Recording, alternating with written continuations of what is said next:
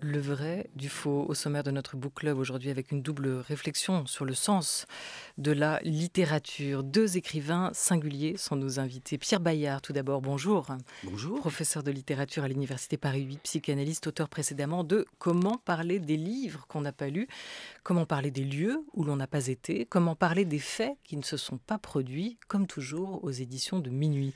Vous publiez ce mois-ci « Et si les Beatles n'étaient pas nés ?» où vous faites un peu comme si, ou beaucoup comme si, où vous donnez les pleins pouvoirs aussi à l'imagination. À vos côtés, le critique d'art Jean-Yves Joannet. Bonjour. Bonjour. Pour ce livre que vous publiez, Félicien Marbeuf, correspondance avec Marcel Proust, c'est chez Vertical, deux ouvrages que vous qualifieriez comment?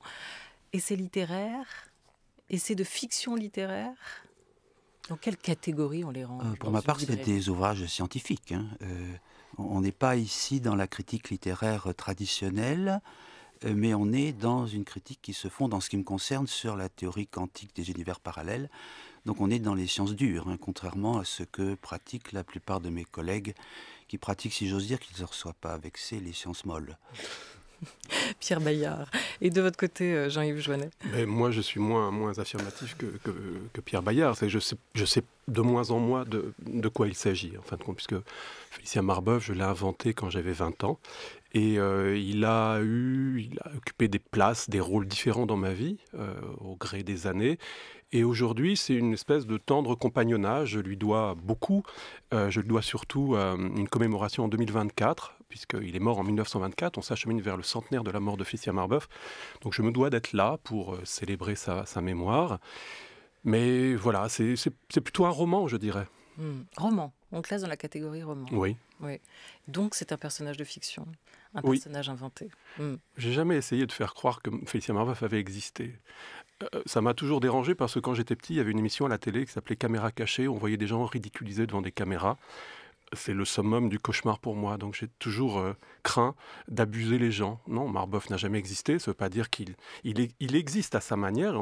C'est de ça dont on parlera, je pense, avec Pierre Bayard. Comment les différents modes d'existence des personnages, des êtres.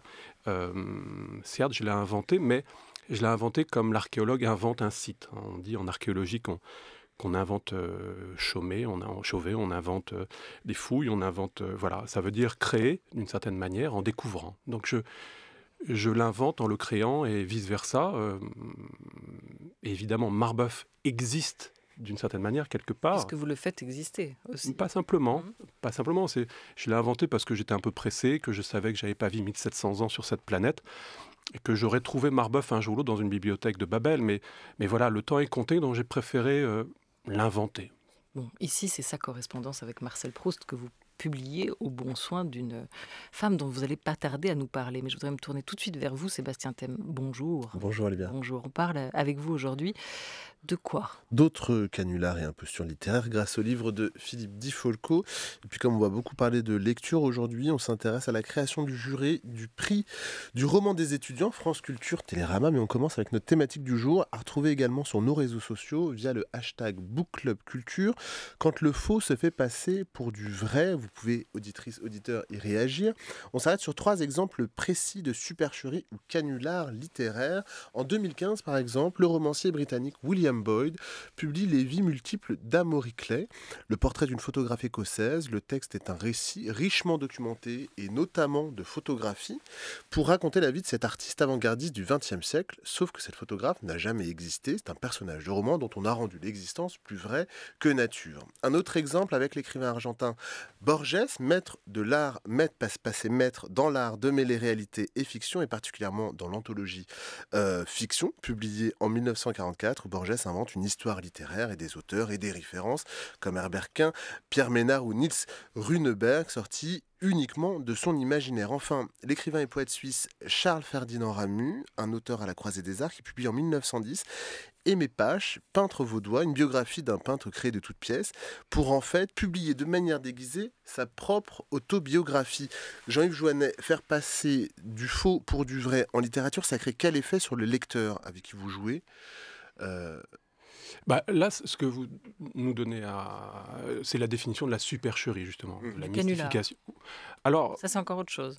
C'est-à-dire qu'après... J'aurais pas dû vous interrompre. Non, je vous en prie. Mais après, il y a des mots qu'on préfère à d'autres. Canular, je trouve que c'est très mal gracieux. Enfin, je sais pas, c'est un mot que je n'aime pas du tout. Supercherie est plus délicat.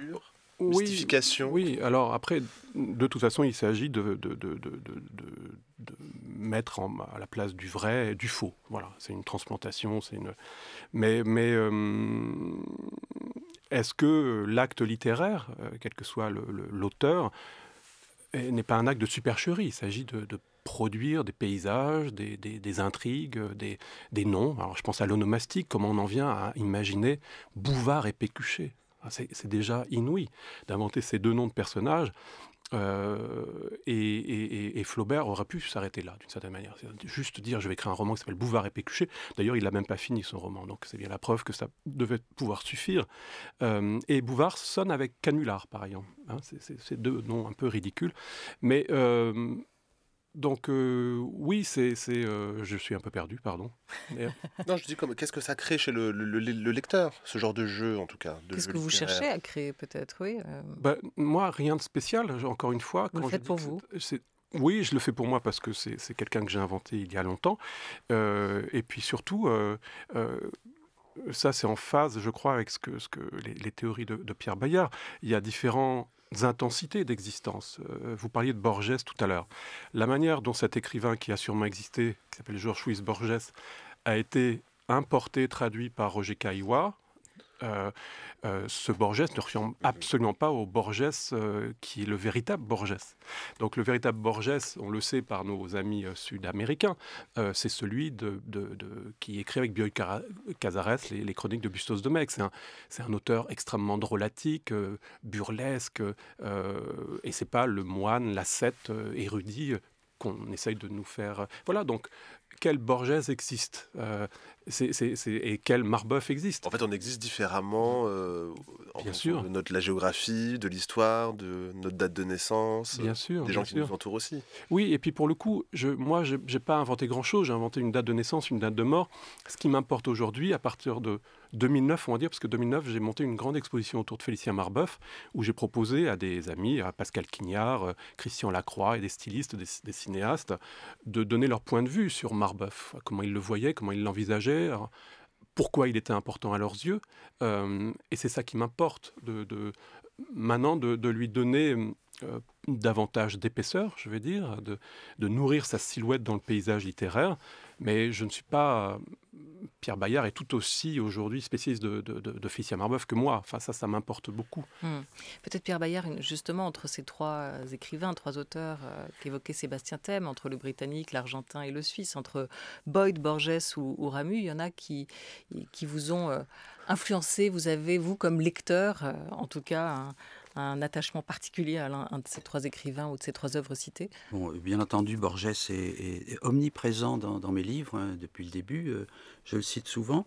Ce qui est intéressant dans la proposition fictionnelle de Jean-Yves Joannet, c'est que quand on lit le livre, alors on sait très vite que Marbeuf n'existe pas, en tout cas dans cet univers-ci, je précise, mais pour un certain nombre de références, on hésite. Moi, j'ai été faire des recherches parce que quelquefois, il nous donne un nom, on se dit, ah, celui-là, il l'a inventé, mais pas du tout, il existe. Idem pour les citations, et donc on entre dans un univers d'incertitude où la fiction et le vrai se mêlent. Ce que faisait d'ailleurs assez souvent Borges, hein, qui n'hésitait pas à citer des auteurs qui n'existent pas dans cet univers-ci, encore une fois, ou bien à donner des citations inexactes. Et ce qui est intéressant, c'est l'effet que ça produit. Alors, effet d'inquiétante étrangeté, d'Unheimlich, quand on lit ses livres, mais aussi effet sur les auteurs réels. Quand on ajoute des pièces manquantes, imaginaires, quelquefois on produit des effets, et c'est souvent le cas pour des auteurs qui nous sont moins connus que Marbeuf. On en sait moins aujourd'hui sur Homère, sur Shakespeare, sur bien d'autres auteurs que sur Marbeuf, qui va finir un jour par exister véritablement, et dont on peut se demander s'il n'existe pas, si l'on suit cette théorie que je défends mordicus, et je ne suis pas le seul, qui est la théorie des univers parallèles. Le multiverse, on peut dire. Oui, et je précise, c'est ça qui est très intéressant dans cette théorie des univers parallèles. Pour moi, ce n'est pas une théorie. Vous disiez une théorie, mais je l'ai assez mal pris. La gravitation n'est pas une théorie. Voilà, je vous en prie. Ce qui est très intéressant, c'est qu'elle est vraiment défendue par un certain nombre de physiciens sérieux. Et quand on compare d'autres socles épistémologiques des sciences humaines, on se retrouve face à quelque chose qui paraît un canular, mais qui est peut-être vrai. Pensez à la psychanalyse. Si vous prenez un modèle scientifique de la psychanalyse comme la métapsychologie freudienne, le surmoi, moi, le ça, bon, moi je m'y réfère, mais enfin, soyons sérieux, c'est de la poésie pure. Personne ne pense une seconde qu'on va trouver un jour un surmoi en creusant l'esprit de quelqu'un. Mais par contre, il est possible de trouver un autre Pierre Bayard dans un autre univers parallèle ? Non, pas un autre, des milliards d'autres, en même temps, simultanément, c'est ça le principe. Et donc, ce que je voulais dire, c'est que ce qui est extraordinaire avec les univers parallèles, c'est que c'est peut-être vrai, et qu'un certain nombre de physiciens tout à fait sérieux considèrent que ça n'est pas à exclure. Et donc, je me référais tout à l'heure aux sciences dures, en renvoyant mes collègues aux sciences molles, c'est que pour une fois, on a un socle scientifique qui peut soutenir l'activité de la critique littéraire. Juste préciser, parce qu'il paraît qu'à la radio, le second degré ne passe pas toujours, que quand vous vous charriez, vous vous taquinez, a priori, vous aimez bien, vous vous respectez tous les deux, hein. Ah mais on s'adore. L'étrange chose, c'est que j'ai tenté de joindre Pierre Bayard avant l'été. Il n'a pas voulu Je répondre. suis un fan de ses livres, pour lui demander de réfléchir avec moi à ce dont je parlais tout à l'heure, savoir une grande exposition en 2024 sur Félicien Marbeuf. Et très gentiment, il m'a dit, oui, il faut évidemment sauver la mémoire de Félicien Marbeuf. Donc je suis ravi de le rencontrer aujourd'hui et nous œuvrons dans la même direction, c'est évident. Et si les Beatles n'étaient pas nés, c'est le titre de votre nouvel opus, Pierre Bayard. Bon, alors, Félicien Marbeuf, lui, en tout cas c'est sûr, il n'est pas né, il n'a jamais existé, comme vous venez de l'évoquer l'un et l'autre. Mais qu'est-ce qui se serait passé si Proust, lui, n'était pas né ? Vous vous êtes posé la question ? Puisque Marbeuf correspond avec Proust. Non seulement je l'ai posé, mais j'ai essayé d'y répondre de manière assez précise. L'importance qu'occupe aujourd'hui Proust dans la littérature française, regardez tout ce qui se passe autour de lui, c'est une importance qu'il a conquise progressivement et qui n'est pas du tout évidente. C'est une évidence construite. Et je me suis référé à un ouvrage qui, pour moi, a une forte force émotive, qui est le manuel de littérature dans lequel mon père étudiait pendant la Deuxième Guerre mondiale, qui s'appelle Le Desgranges. Si vous voulez, c'est le Lagarde et Michard de l'époque. C'est l'ouvrage de référence. On est 20 ans après la mort de Proust. Et Proust a quelques lignes. Et quelques lignes qui ne sont pas complètement antipathiques. Il est présenté, je dirais, comme le facteur cheval. Un type singulier qui s'est lancé dans une œuvre absolument immense et qui mérite d'être signalé. Les auteurs qui occupent le premier plan, c'est Pierre Loti, par exemple, ou bien c'est Anatole France. Ça n'est pas du tout Proust. Alors, connu encore aujourd'hui, mais beaucoup moins célébré peut-être que Proust ne l'est aujourd'hui à travers sa recherche. Et là, on arrive sur cette notion d'éclipse sur laquelle vous avez travaillé pour cet ouvrage, Pierre Bayard. C'est comment certains chefs-d'œuvre ont, avec le temps, peut-être pas d'ailleurs tout le temps sur le moment, ce que vous évoquiez avec Proust, comment certains chefs-d'œuvre en ont éclipsé d'autres. En réalité. Un autre exemple significatif, parce qu'il se joue sur une période beaucoup plus longue que, je dirais, la substitution d'Anatole France à Proust, puisque c'est Anatole France qui, dans un univers parallèle, devrait garder la place qu'il a eue jusque dans les années 70-80. Un autre exemple frappant, c'est celui de Ben Jonson. Pour la plupart des gens, quand on parle de Ben Jonson, c'est l'athlète canadien. Ben Jonson, c'est le grand dramaturge considéré comme tel en Europe au XVIe, au XVIIe siècle. Shakespeare, personne ne le lit. Voltaire va essayer d'introduire Shakespeare au XVIIIe siècle, puis finalement il va revenir en arrière en disant c'est trop mauvais, je regrette ce que j'ai dit, etc. Ailleurs, on n'a plus joué Shakespeare pendant un temps en Angleterre. Oui. Oui, oui. Et Shakespeare, c'est une invention des romantiques. Une invention au sens où, le disait tout à l'heure Jean-Yves Joinet, parce qu'il correspond tout à fait à l'esprit romantique, mais il apparaît dans ce qu'on appelle le canon littéraire au début du 19e siècle. Et c'est très difficile de s'en rendre compte parce que c'est très difficile de retrouver les sensibilités perdues des siècles précédents. C'est très difficile de retrouver l'atmosphère d'accueil intellectuel et affectif dans laquelle étaient les gens qui adoraient Ben Jonson. Parce que Voltaire n'était pas un idiot, c'est un type d'une immense culture. Comment pouvait-il mettre Ben Jonson au-dessus de Voltaire? Et ça, il faudrait faire ce que font les phénoménologues, vous savez, l'époquer, une sorte de mise entre parenthèses affective et intellectuelle pour avoir accès au travail de Ben Jonson, et pour se rendre compte que la place absolument indiscutable de Shakespeare aujourd'hui dans le canon est une place construite et peut-être temporaire. Et relative. Et relative, absolument. On n'arrête pas d'encenser les chefs-d'œuvre sans prendre la mesure des dégâts qu'ils provoquent, écrivez-vous, Pierre Bayard. Alors, qu'est-ce qui se serait passé si les Beatles n'étaient pas nés ?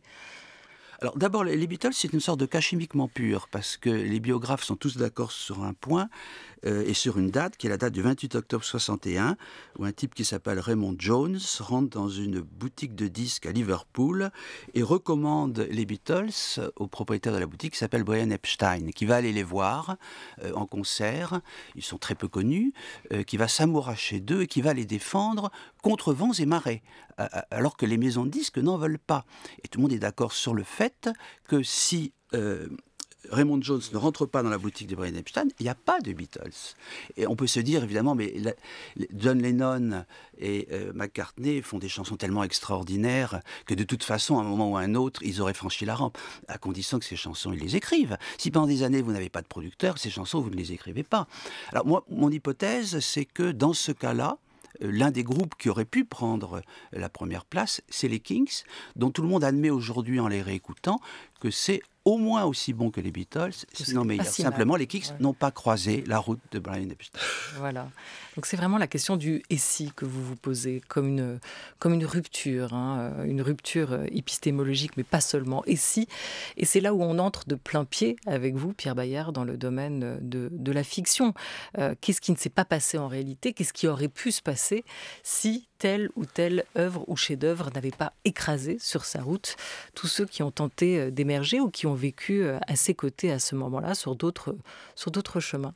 En parallèle, Sébastien Thème, je me retourne vers vous. Vous nous proposez un autre livre sur d'autres impostures littéraires. Oui, alors là, c'est Plagiat et impostures littéraires d'hier et d'aujourd'hui de Philippe Di Folco, publié chez Écriture.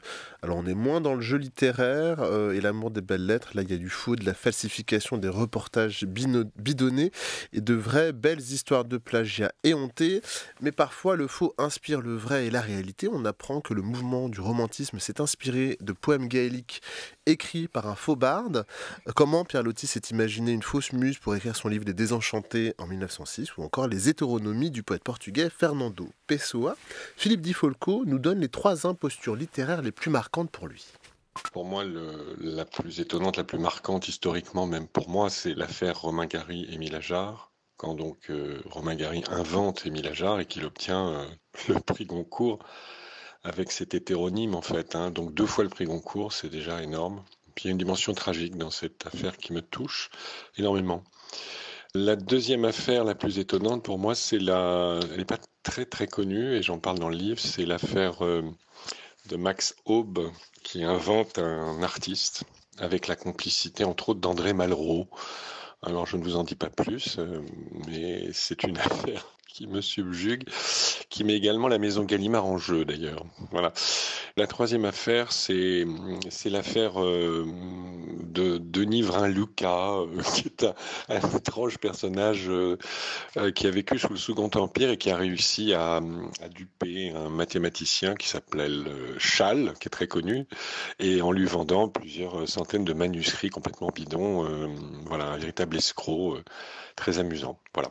Jean-Yves Joinet, est-ce que vous pouvez nous éclairer sur cette affaire de liant Max Aube et André Malraux et la maison Gallimard et Pablo Picasso, par ailleurs? Oui, c'est une invention littéraire comme bien d'autres, mais moi, je me rallie de plus en plus à l'hypothèse de Pierre Bayard, à savoir que l'affaire n'est pas que ludique. Inventer la supercherie, le canular, c'est vrai qu'il y a une part distrayante dans ces affaires, mais moi je reviens à ce que disait Pierre Bayard sur ce qu'il découvre dans le livre de littérature de son père scolaire. Moi, à 18 ans, on m'offre pour Noël un dictionnaire, qui est le dictionnaire des littératures mondiales, c'est chez Larousse. Je ne peux plus le lire aujourd'hui parce que le corps est tout petit, mais j'y découvre Vacher Jacques, 1895-1919, écrivain français. Et j'ai passé des années, il n'y avait pas Internet à l'époque, à chercher les œuvres de cet écrivain français. Jacques Vacher. Jacques Vacher, avant de découvrir qu'il n'avait jamais rien écrit du tout. Voilà. Donc, c'est exactement ça qui m'intéresse. C'est-à-dire qu'à partir de quoi il y a de l'art. On peut retrancher de la matière, de l'inspiration, de l'épaisseur, de l'espace, et il reste quelque chose néanmoins que tous, on est à même de reconnaître comme étant de l'art. Ça peut être microscopique, mais ça m'importe beaucoup. Et c'est quelque chose de très sérieux. C'est quelque chose de très sérieux, de très grave même.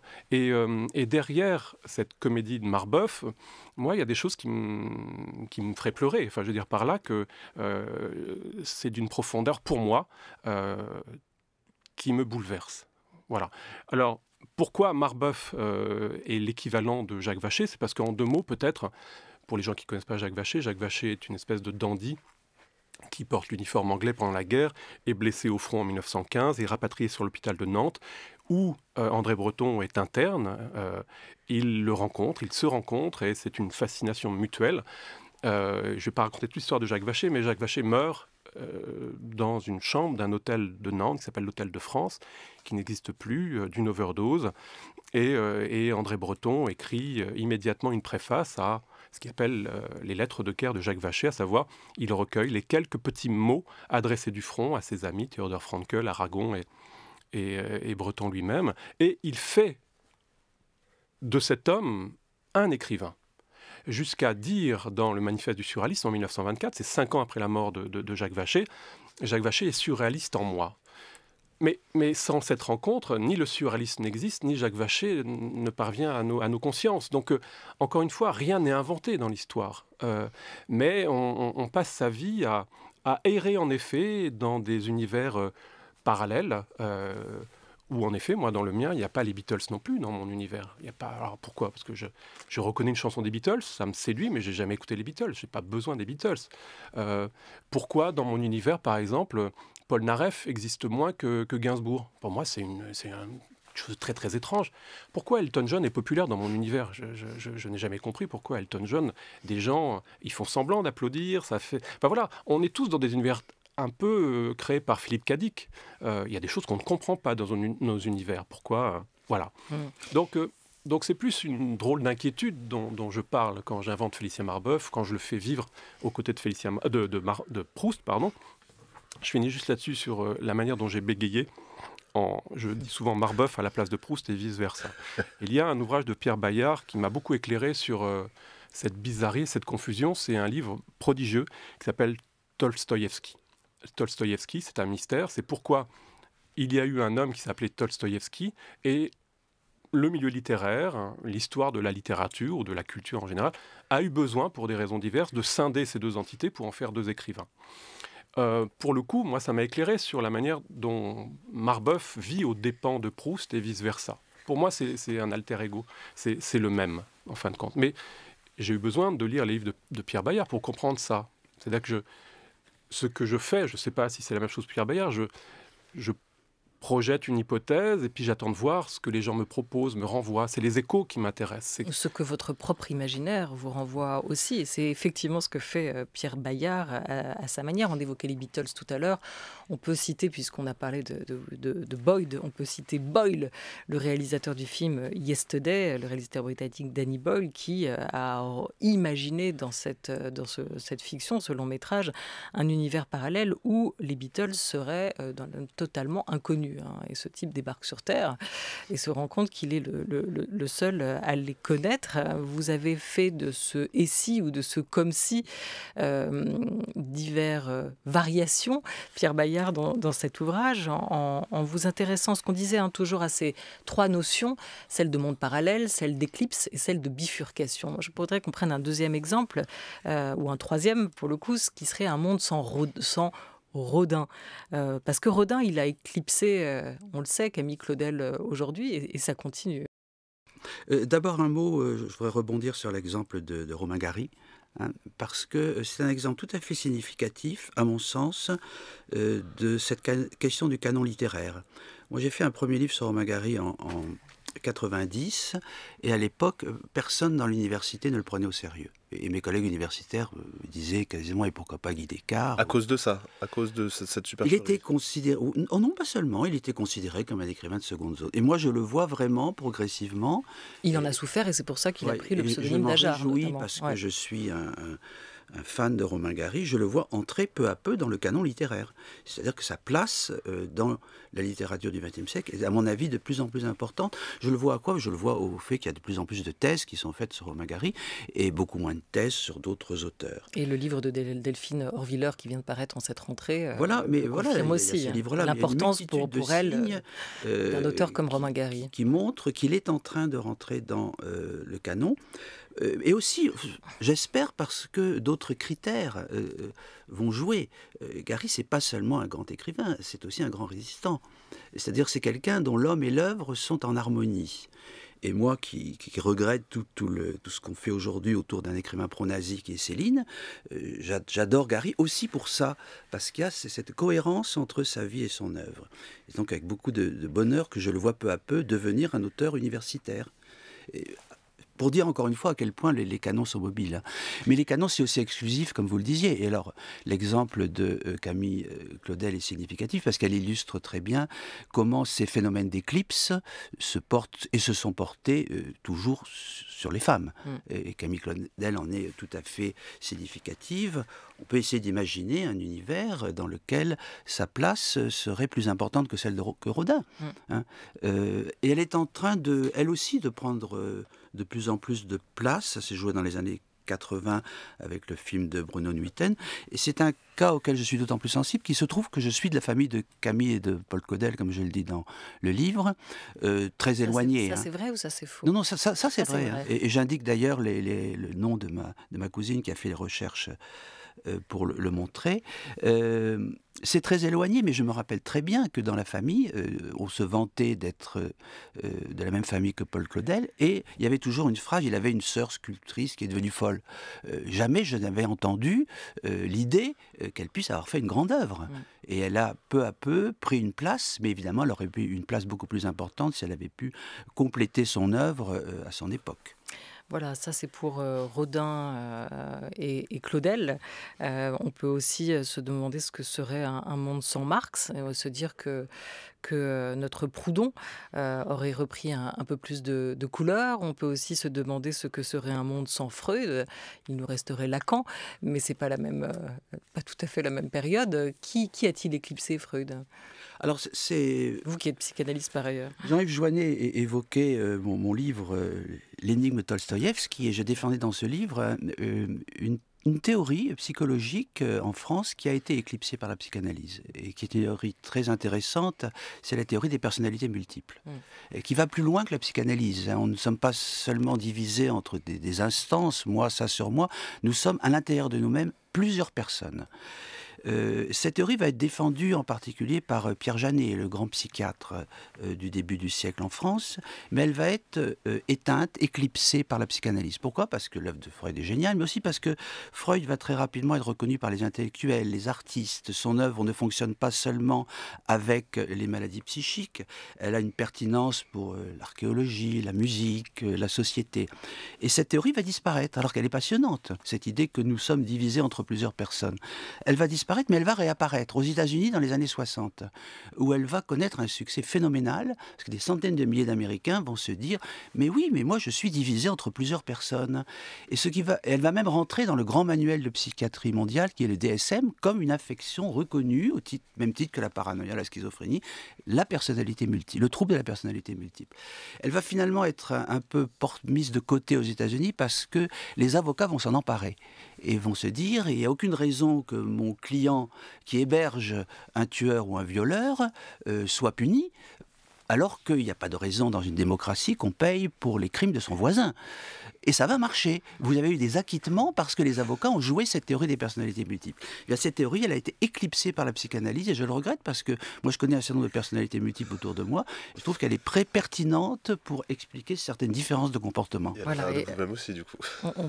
Cela va sans dire. On parlait, Pierre Bayard, du plagiat tout à l'heure. Rappelez que vous avez aussi signé le plagiat par anticipation. On va savoir encore à quoi ça ressemble. Sébastien, vous nous parlez d'un prix par anticipation. Mais pour l'instant, on a au moins un jury et ça, c'est déjà énorme. On a un peu de temps, on a jusqu'en décembre. Oui, c'est le prix des romans des étudiants France Culture Télérama qui fête ses 10 ans, qui célébrera donc en décembre prochain la successeur de Mathieu Palin, le gagnant de l'an passé. 5 autrices sélectionnées cette année sont Diati Diallo, Claire Baglin, Kauter Adimi, Lucie Rico et Monica Sabolo. Mais pour arriver à désigner une gagnante, il a fallu constituer un jury composé d'étudiants, en tout 1505, qui ont été sélectionnés sur un exercice, envoyer une courte critique du roman de son choix. Pourquoi faut-il lire L'Ordre du jour d'Éric Vuillard? Avec Éric Vuillard, les personnages que l'on ne connaît que sérieux par les livres deviennent grotesques. Bonjour, j'ai décidé de vous présenter le roman La femme gelée d'Annie Ernaux, qui a reçu le prix Nobel de littérature aujourd'hui. À travers le récit de sa vie, les phrases qu'on lui rabâche, les modèles dont elle a été témoin, les représentations des magazines, l'autrice témoigne pour toutes les femmes qui portent le poids d'une violence systémique au quotidien. Comment vivre en héros de Fabrice Imbert m'a beaucoup marqué. L'histoire de Monsieur Rivière, celle d'une destinée sans éclat qui s'écoulait sans encombre, jusqu'à la décision qu'il prit un soir en 38 secondes, dans un train, en décidant de sauver une jeune femme de malfrats prêt à l'agresser. Elle deviendra la femme de sa vie. Hier soir, j'ai terminé American Dirt de Janine Cummins. C'est un très beau roman qui nous parle de solidarité, d'humanité et de la puissance de l'amour maternel. Salut BookTok, aujourd'hui on va parler de La plus forte, qui est un roman de Joe Watson. Vous en avez peut-être déjà entendu parler sur BookTok parce qu'il a un peu fait parler de lui, mais pas assez à mon goût. Je vous mets donc le résumé. Je vous laisse faire pause pour le lire. J'ai mis la note de 9 sur 10 et vraiment lisez-le parce que c'est une petite pépite et je trouve qu'on n'en parle vraiment pas assez. Voilà, l'étape de la critique étant passée, il leur reste à lire les 5 romans sélectionnés, rencontrer les 5 autrices au sein des universités participantes, des librairies partenaires et en ligne, et puis partager avec les autres jurés sur les réseaux sociaux. Et puis en décembre, faire la fête avec la gagnante. On a demandé à une des étudiantes, Noémie, de nous dire pourquoi elle avait voulu rejoindre le jury. Sur un coup de tête, je me suis dit que participer, ce serait sympa pour découvrir de nouvelles pépites éventuellement, parce que j'adore lire depuis que je suis toute jeune. Et j'ai créé récemment un réseau social où je partage mes avis sur les livres. Et ça m'a redonné la passion de la lecture. Et j'avais envie de découvrir de nouvelles œuvres, des œuvres différentes et potentiellement participer à les mettre sur le devant de la scène, notamment par la suite en faisant des critiques sur mon réseau social et potentiellement en votant pour eux et pour qu'ils soient élus roman de l'étudiant. Voilà, on retrouvera d'ici décembre toutes les étapes qui nous mèneront jusqu'à l'élection de la lauréate. Rendez-vous sur la page Instagram du prix le roman des étudiants, sans accent, tout attaché. Est-ce que vous avez lu un peu cette sélection, Pierre Bayard? Il y a au moins l'un des romans dont j'ai suivi l'élaboration, c'est celui de Diati Diallo, puisqu'elle vient du master de création littéraire de l'Université Paris 8 où j'enseigne. Donc je trouve que c'est un texte très très fort et je le soutiens bien sûr. Parfait. J'arrive plus à retrouver le titre. 2 secondes d'air qui brûle. Ah oui, voilà, merci beaucoup. Et on a eu plaisir à la recevoir, très très bien écrit, effectivement, avec une plume bien allée de votre côté, non? Toute cette sélection très, très féminine, est-ce qu'elle vous a inspiré? Est-ce que vous lisez vos contemporains? Non, j'expliquais très, très honteusement que depuis 15 ans maintenant, j'ai cette activité bizarre au Centre Pompidou qui s'appelle l'Encyclopédie des guerres et que je lis que des livres de guerre de manière exclusive depuis 15 ans. Donc ça me laisse peu de temps pour être à la hauteur de l'actualité. Donc Merci. Désolé. Merci. Non, mais non, chacun ses lectures et vous pouvez peut-être d'ailleurs imaginer bientôt nous rejoindre pour un club de lecture, un book club consacré aux grands ouvrages, aux grands livres sur la guerre, et il y en a des très importants. Merci Jean-Yves Joannet d'avoir été avec nous. Merci Pierre Bayard. Merci à vous. Je rappelle le titre de vos 2 ouvrages. Alors Félicien Marbeuf, qu'on a évoqué, c'est une correspondance avec Marcel Proust. Ces 2 hommes ne se sont jamais rencontrés. En revanche, ils ont correspondu. Ils se sont inspirés, en tout cas Marbeuf aurait inspiré un personnage de la recherche, une source d'inspiration pour Proust. C'est une de vos hypothèses dans ce livre qui paraît chez Vertical. Pierre Bayard, c'est aux éditions de Minuit et si les Beatles n'étaient pas nés. Merci à Oriane Delacroix qui a programmé cette émission, à Didier Pinault qui l'a préparée. Tout de suite, c'est les quadritèmes de Charles Dantzig.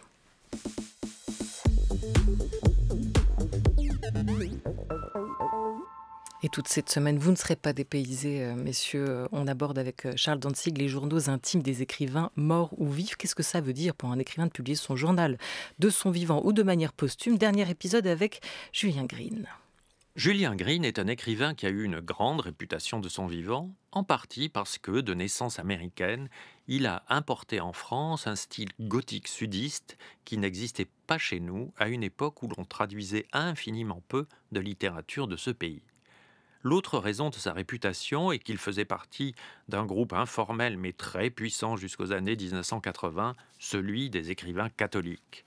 Nous n'avons pas oublié la puissance promotionnelle de milliers de prêtres prononçant dans leurs sermons les noms de Green, Bernanos, Mauriac et même de plus anodins comme Michel de Saint-Pierre. L'Église était socialement puissante, elle soutenait ses trompettistes.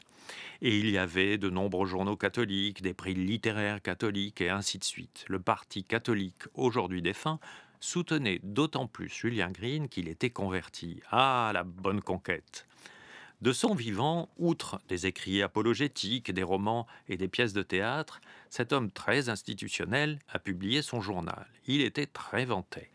Pour ma part, je l'ai refermé quand, dans le volume de l'année 1981, à la date du 10 mai, j'ai lu « Monsieur François Mitterrand est élu président de la République ». Qui écrit de cette façon dans son journal, sinon un obséquieux ou un utilitaire ou un prudent?